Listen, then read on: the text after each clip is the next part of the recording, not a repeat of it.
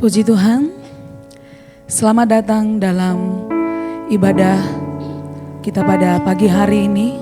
Mari seluruh jemaat Tuhan, Bapak Ibu Saudara yang terkasih, kita saat teduh sejenak. Saat teduh dimulai.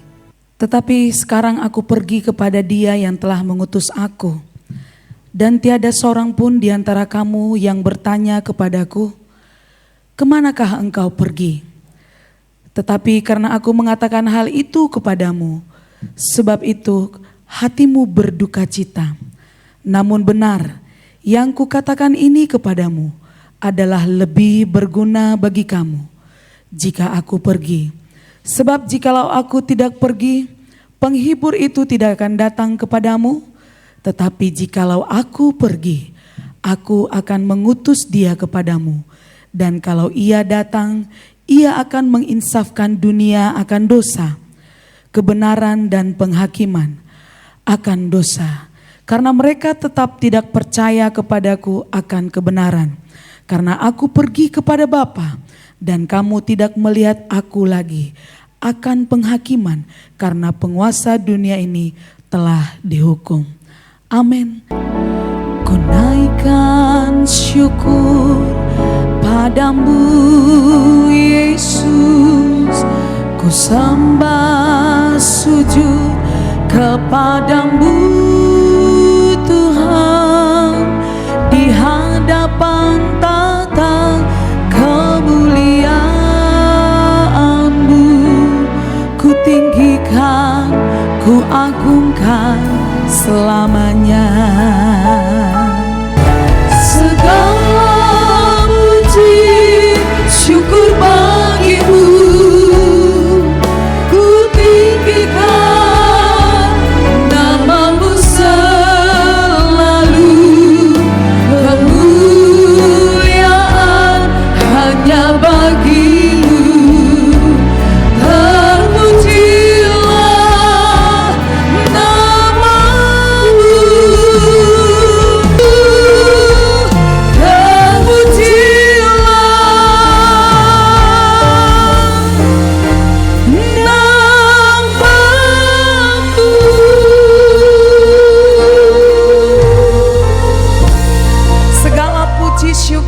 bagi nama-Mu Yesus Tuhan. Terima kasih Bapa yang baik. Pagi hari ini kami datang dengan membawa hati kami, tubuh, roh dan jiwa kami untuk menyembah Yesus Tuhan dan menaikkan setiap doa-doa kami, sebab Engkau layak dipuji, Engkau layak disembah. Berkenanlah Engkau Tuhan atas pujian dan penyembahan kami.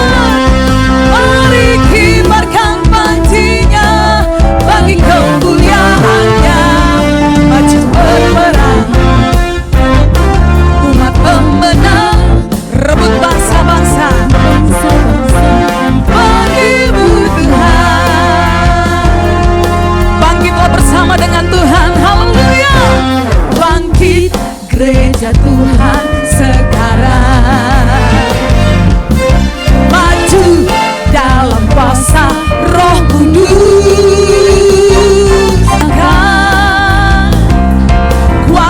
Mujizatnya pun dinyatakan.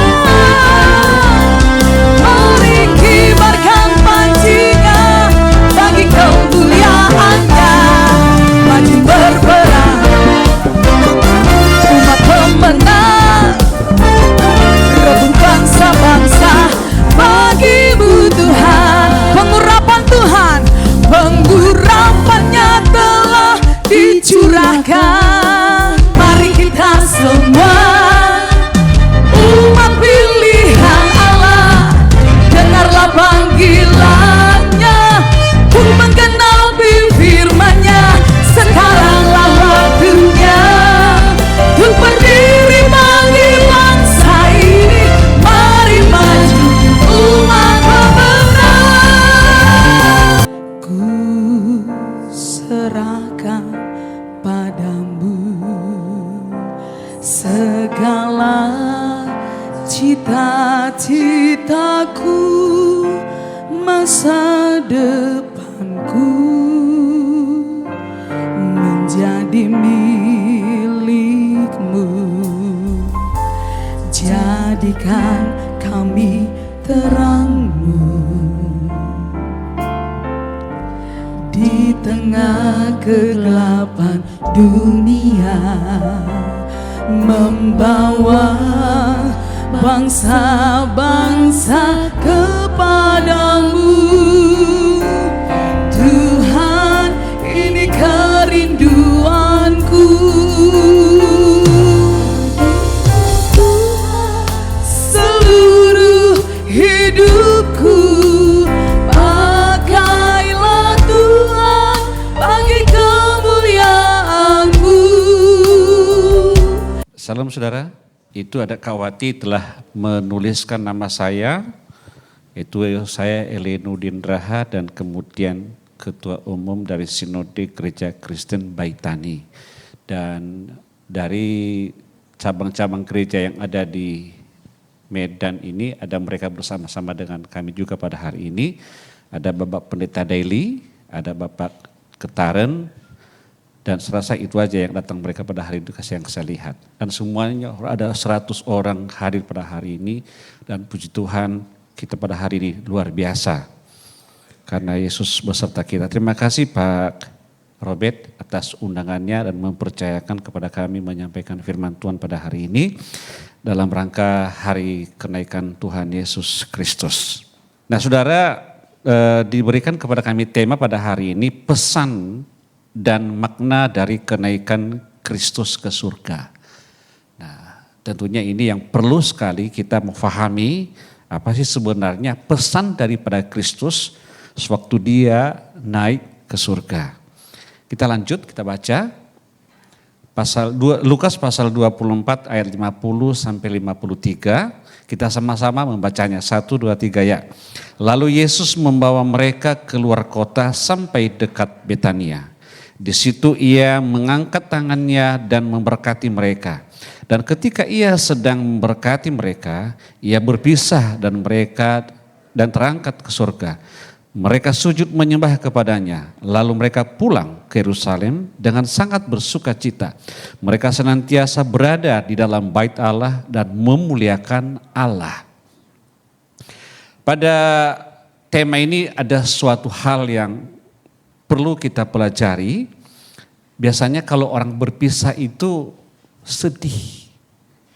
Ya. Saudara, sewaktu saya pertama-tama berangkat dari Pulau Nias ke Medan dan kami sedih. Orang tua saya sedih, saya pun sedih. Pada waktu saya mengantar anak saya yang pertama ke India untuk melanjutkan pendidikannya, anak saya pertama Pak Robert di India belajar di Hyderabad Pak. Lalu kami berpisah di bandara, mereka sedih karena aku tinggalkan mereka begitu. Jadi ya puji Tuhan pada hari ini beda pula murid-muridnya bersuka cita sewaktu Yesus berpisah dengan murid-muridnya. Dan saya percaya kita pada hari ini juga dalam keadaan sukacita. Amin. Nah saudaraku, dalam nama Tuhan Yesus ada 3 tujuan kenaikan Tuhan Yesus. Yang pertama adalah untuk menyediakan tempat tinggal. Ini udah biasa. Kalau bapak-bapak di sini semua udah ngerti semua ini, gak perlu dijelaskan. Karena orang-orang ahli-ahli dalam Alkitab begitu. Yang kedua, itu memberikan kuasa. Sebagaimana dalam Kisah Para Rasul ayat 1 sampai 8. Dan itu sudah berjalan dengan baik. Udah kita kerjakan tiap tahun seperti begini ya, dalam kenaikan itu ada 10 malam di gereja. Dan kemudian yang ketiga adalah untuk memberikan pengharapan dan kepastian. Di surga Tuhan menyediakan tempat bagi saya dan saudara. Ada amin? Namun saudara, ada beberapa hal dari ketiga hal itu yang menjadi suatu tujuan kita. Yang pertama adalah Yesus itu menyediakan tempat bagi kita. Amin. Kemudian bagian pertama di situ lanjut, kita kehilangan perspektif daripada ketiga bagian tadi itu atau ketika kita tidak menghormati firman Tuhan. Di dalam Ulangan pasal 4 ayat 2, janganlah kamu menambahi apa yang kuperintahkan kepadamu dan janganlah kamu menguranginya. Dengan demikian kamu berpegang pada perintah Tuhan Allahmu yang kusampaikan kepadamu. Ini kuncinya. Jangan sampai ada orang menambah-nambah apa yang dituliskan dalam kitab suci, apa yang telah dituliskan dalam Alkitab sebagai pedoman hidup kita, dan itu semua sudah jelas. Maka saudaraku, dalam nama Tuhan Yesus kita wajib menghormati firman Tuhan. Katakan amin. Saudara-saudara, terjadi di beberapa tempat yang saya lihat.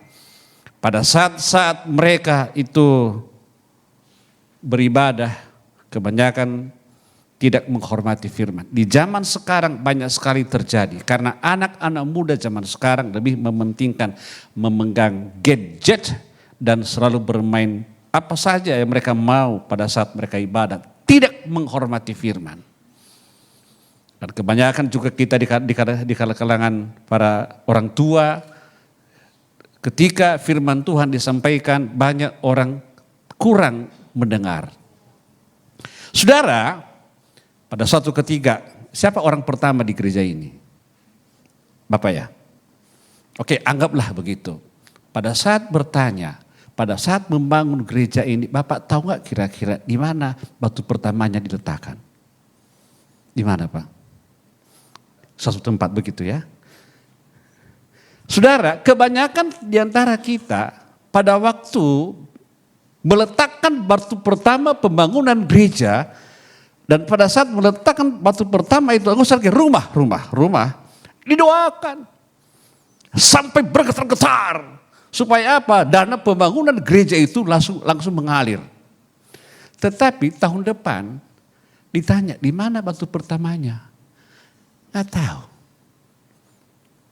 Tadi mana tempat di sana? Saya sanksi juga firman Tuhan yang disampaikan oleh hamba-hamba Tuhan di mana engkau berada. Jemaat juga mengalami hal yang sama. Ditanya, di apa khotbah kemarin? Gak tahu. Halo? Amin? Ingat baik-baik, hormati firman Tuhan. Amin? Berikutnya, biar cepat siap, supaya cepat pulang. Yang berikutnya adalah kita kehilangan perspektif saat kita lelah. Dalam Markus 6 ayat 31 berkata, lalu ia berkata kepada mereka, marilah ke tempat yang sunyi, supaya kita sendirian dan beristirahatlah seketika. Sebab memang begitu banyaknya orang yang datang dan yang pergi, sehingga makan pun mereka tidak sempat. Saudaraku, hamba Tuhan juga perlu istirahat. Amin, para pendeta. Perlu istirahat. Jangan istirahat ke Penang Pak. Ke Penang banyak istirahat, tapi bukan istirahat, check up. Bawa pergi ke Brastagi, ke Danau Toba, sambil komunikasi. Kenapa gunung sana meletus? Enggak ada hubungannya ke pelayanan. Tapi itulah istirahat. Kalau kita enggak istirahat, berarti kita melebihi Tuhan Yesus. Yesus sendiri perlu istirahat. Amin. Perlu istirahat juga. Jangan terus melayani. Relax juga perlu. Supaya apa? Supaya ada kesegaran di dalam pelayanan kita. Katakan amin. Jadi saudara, kalau segar, maka firman Tuhan yang kita sampaikan kepada jemaat juga segar. Bukan hal-hal yang lama, tapi ada hal-hal yang baru yang Tuhan karuniakan bagi kita. Amin.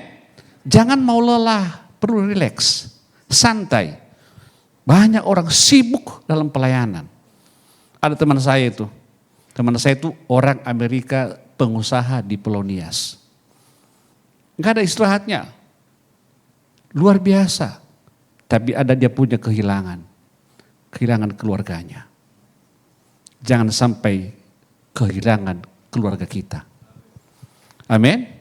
Lalu ditanya, ada apa? Dia sibuk melayani sana sini, sibuk melayani ke sana dan kemari. Tapi istrinya dibawa orang. Bapak-bapak hati-hati, jangan sampai istri bapak dibawa orang.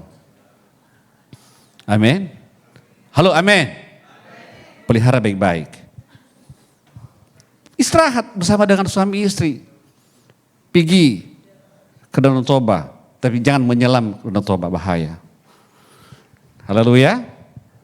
Berikutnya, kita kehilangan perspektif ketika kita mandul. Biasanya orang mandul itu banyak orang berpikir kemana kita berobat. Ini Absalom, dia mendirikan suatu tugu karena dia nggak punya anak laki-laki. Hilang perspektif dia kepada Tuhan. Jadi akhirnya mereka mendirikan suatu hal-hal yang Tuhan larang.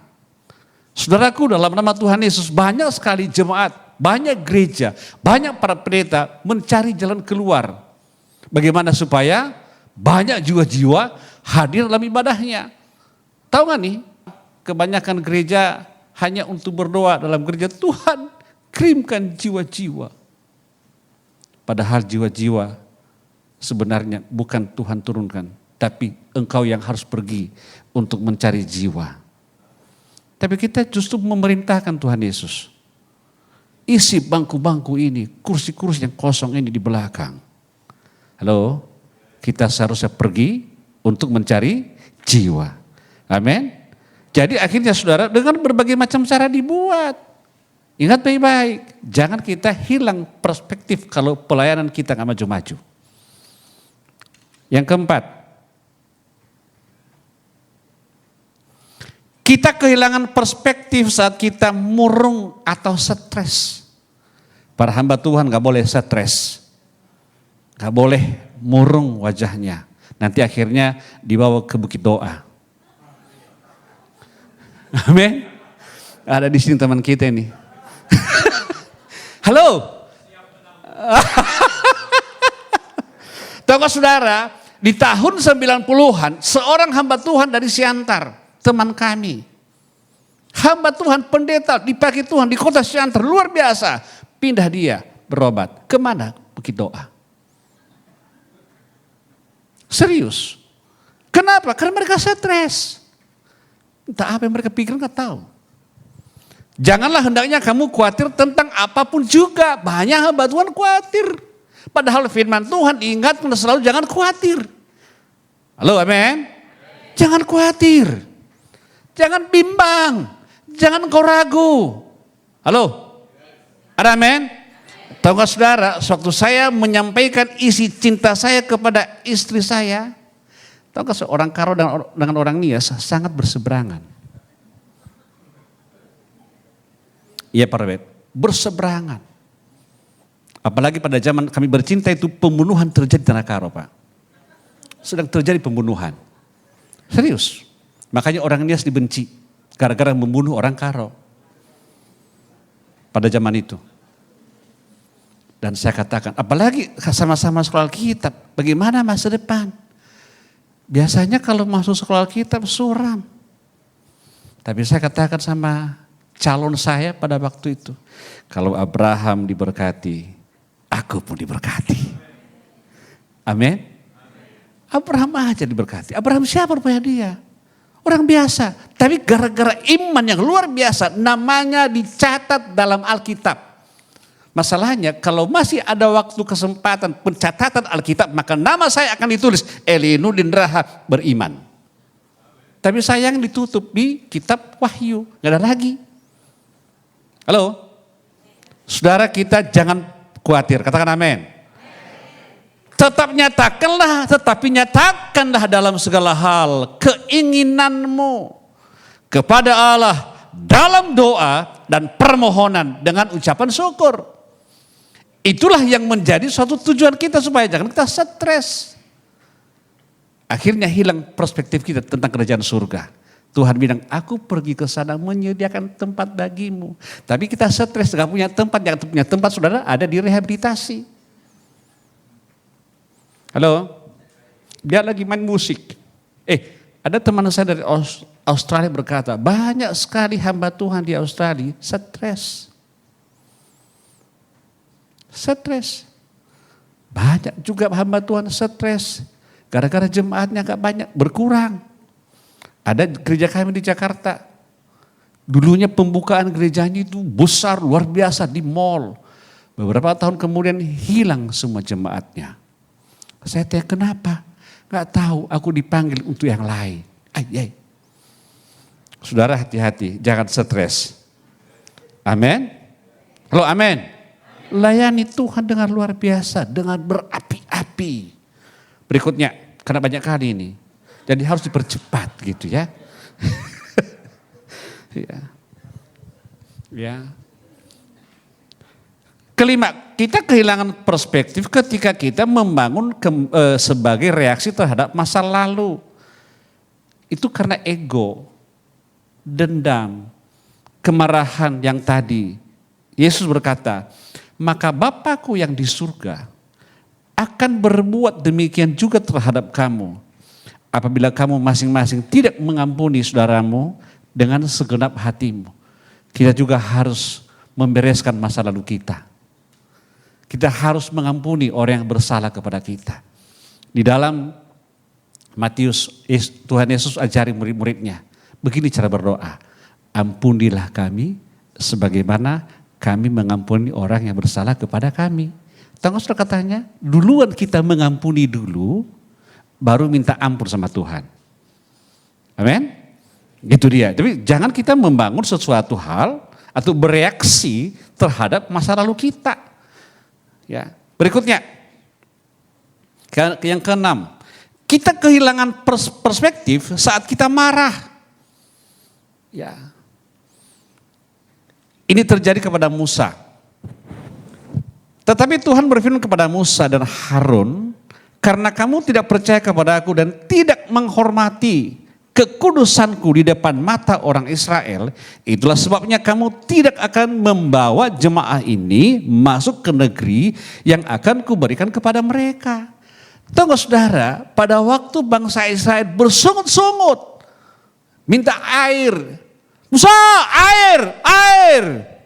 Wow, rupanya air itu sangat penting. 75% kita butuh air. Dan pada waktu itu mereka bersungut-sungut. Saudara, seorang hamba Tuhan tidak boleh sebenarnya marah. Tuhan kasih dia cara. Berbicaralah kepada bangsa Israel, kepada batu ini, maka dia akan mengeluarkan air. Ingat ya, berbicara.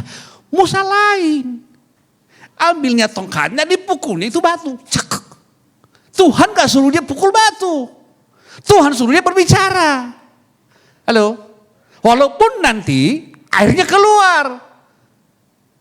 Halo? Tuhan suruh kita berbicara. Tuhan suruh kita menyampaikan firman Tuhan. Bukan pukul dengan tongkat. Itu makanya Tuhan marah. Apa katanya? Tidak bisa engkau membawa mereka. Berarti ada orang lain. Ingat baik-baik. Jangan sampai engkau marah-marah dalam pelayananmu. Amin. Akhirnya penggantimu nanti yang akan membawa jemaatmu ke surga. Haleluya. Halo, itu dia, usahakan di tangan kita. Dan tanah perjanjian kita Tuhan sediakan. Hanya saja kita harus menjaga diri. Jangan sampai kita marah. Amin. Boleh marah, tapi jangan sampai seperti Yosua ini. Ambil tongkatnya, dipukul dia batu dengan tongkat. Halo, engkau marah-marah sama jemaat, pakai tongkat. Sekarang jemaat zaman now banyak kali dia punya marah. Kalau persembahan mulai kurang ya mulailah marah dia. Pakainya ayat. Malas ke gereja, pakainya ayat lagi. Jangan bicara. Kunjungi mereka, datangi mereka, jumpai mereka, berbicara kepada mereka, konselingkan mereka. Amin. Halo, amin. Mungkin dia punya masalah pribadi. Mungkin dia punya kemelut khusus. Itu disitulah kita hadir. Sebagai seorang hamba Tuhan.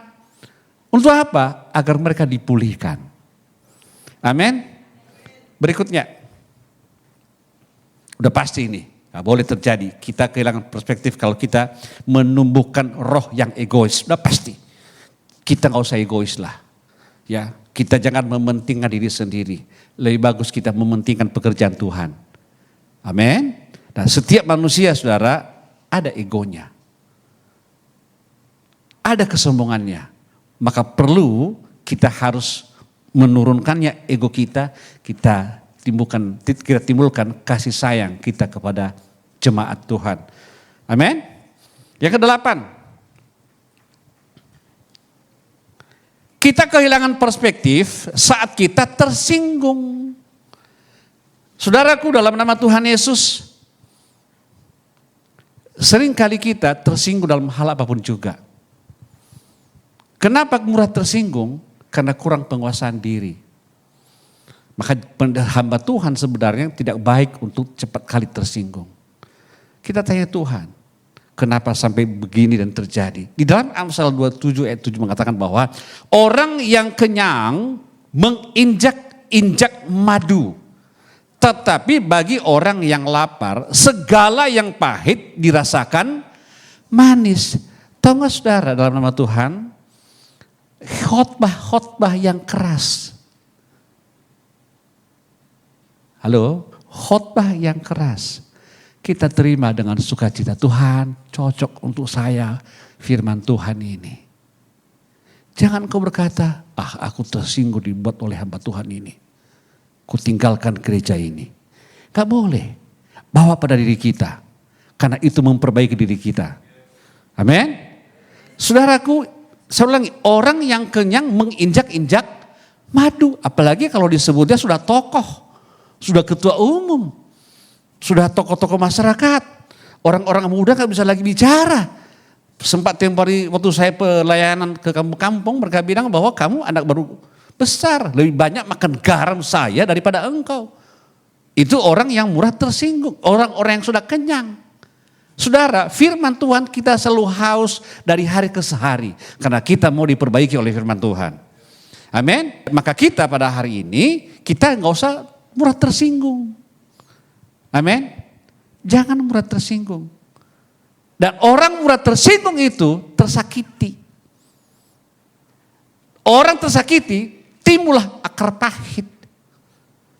Akar pahit timbullah kekhawatiran dan ketakutan. Akhirnya hilang perspektifnya terhadap apa yang di Tuhan Yesus janjikan waktu dia naik ke surga. Ada amin. Jangan tersinggung.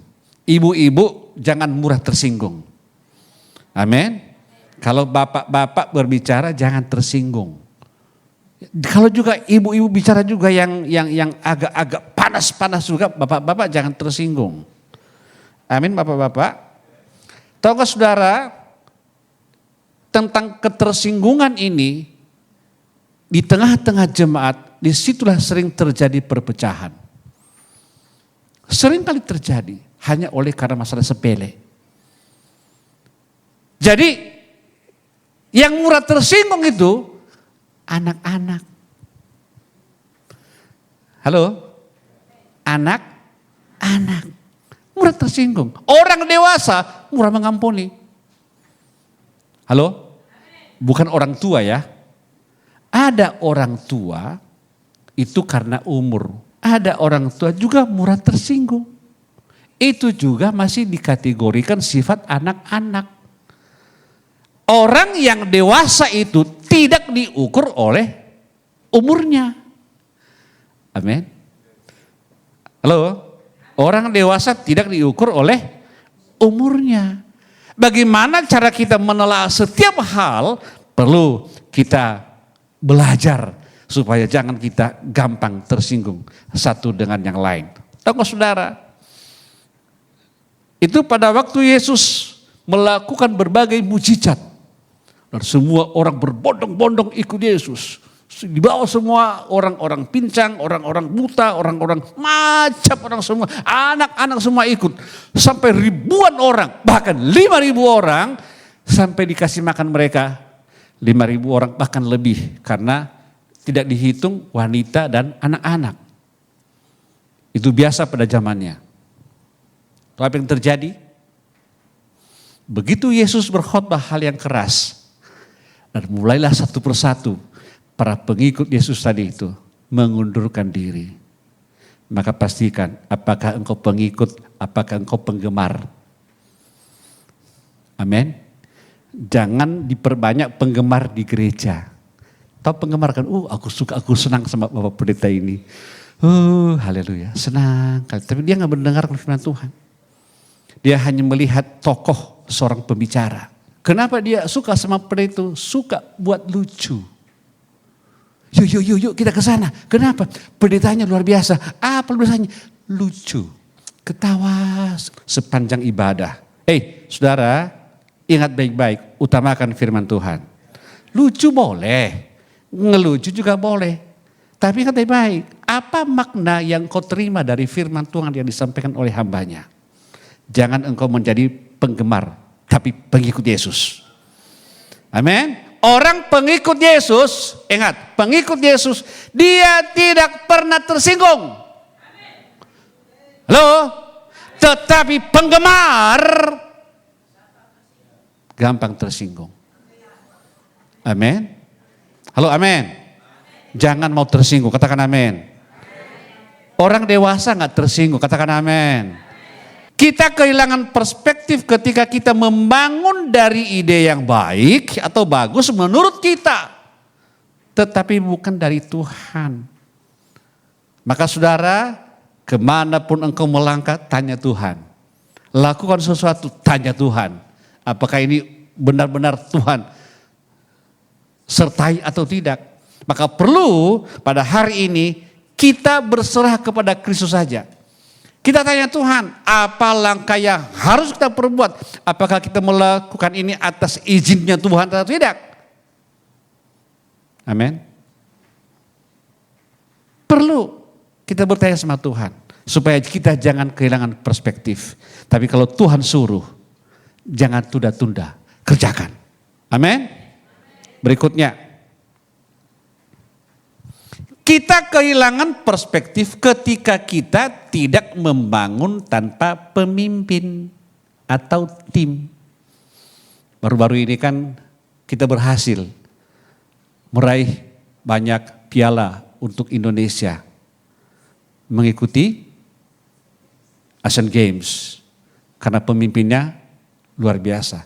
Tahu nggak saudara, kenapa orang Indonesia seringkali gagal dalam hal sepak bola internasional? Padahal itu tim itu loh. Karena orang Indonesia greedy namanya. Mementingkan diri sendiri bahwa dia adalah pemain yang hebat. Yang bisa menggolkan begitu. Padahal dia nggak tahu kemenangannya itu bukan karena dia, karena timnya. Halo? Begitu juga kita dalam hal suatu pelayanan. Bentuklah tim pelayanan itu. Saya rasa tadi pemimpin pujian bisa dia bernyanyi sampai goyang-goyang dan penuh dengan urapan. Bukan karena dia. Tapi karena ada sekutu-sekutu di sini, orang-orang hebat di sampingnya. Amin.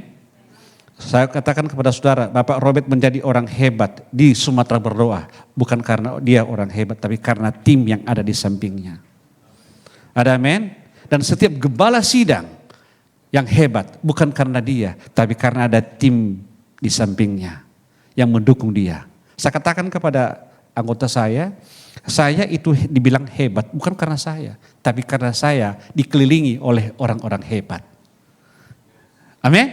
Saya sukses bukan karena saya, tapi karena saya dikelilingi oleh orang-orang sukses. Katakan amin. Gak ada kehebatan kita, saudara. Kalau main tunggal gak bisa. Main sendiri gak bisa. Guru sering memberikan sama saya suatu contoh, sapu lidi. Kalau hanya satu lidi, tidak akan mampu menyapu lantai atau halaman. Tapi karena rame-rame, bersatu bersama, maka mereka bisa menyapu halaman yang luas. Karena ada kesatuan mereka. Maka begitu juga kita, kalau kita tidak dalam satu tim, kita tidak akan pernah berhasil. Amin. Nah kalau kita membangun kita sendiri, pusing sendiri kepala, stres kita. Yang terakhir, kita kehilangan perspektif ketika kita membangun tanpa istri atau suami. Saudara, ini para hamba Tuhan perlu berhati-hati dalam hal ini. Dulu pada satu gereja, gembelanya berkhotbah berapi-api, saudara-saudara, wow, suaranya melengking tanpa pakai mic. Tapi istrinya di baku. Katanya imatutu. Dan jemaahnya pada waktu lucu, berkata lucu, istrinya, apa yang terjadi? Gak lucu pun katanya. Lanjut tidur lagi. Hati-hati. Engkau harus membangun bersama dengan istrimu. Amin. Halo, amin. Gandeng tangannya. Ayo sayang, kita melayani Tuhan. Saya kembali mengatakan teman saya yang sekarang dia menjadi pengusaha di Nias, orang Amerika, saudara. Oh, berkhotbah dengan luar biasa. Khotbahnya berapi-api. Dan jemaatnya ribuan orang di Amerika. Tetapi karena dia tidak melayani bersama istri, istrinya dilayani oleh orang lain.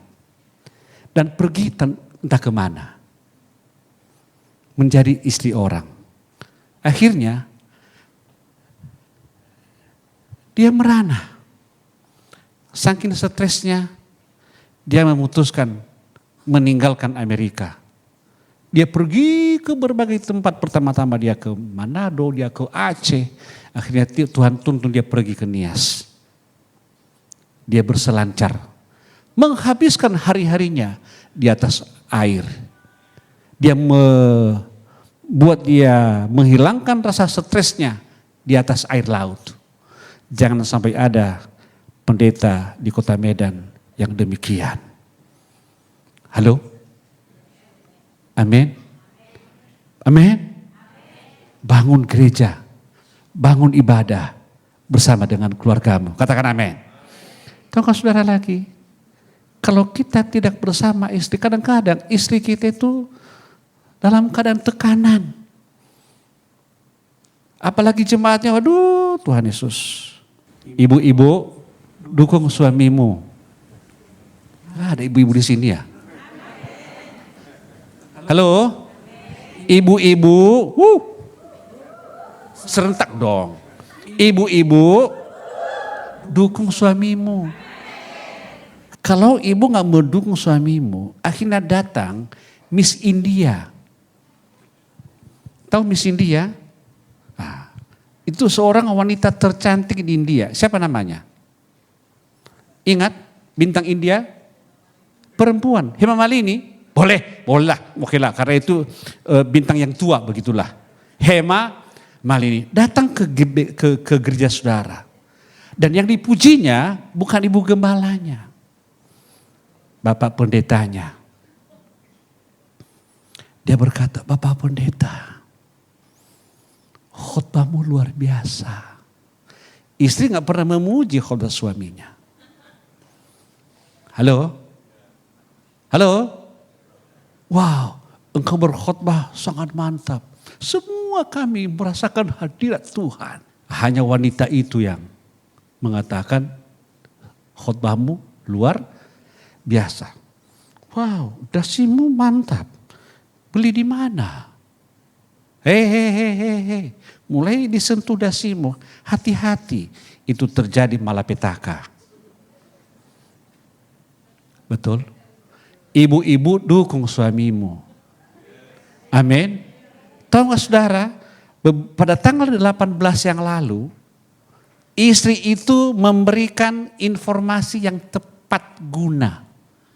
Pada tanggal 18 yang lalu, kami melayani, ada banyak kami di sana di Kenan.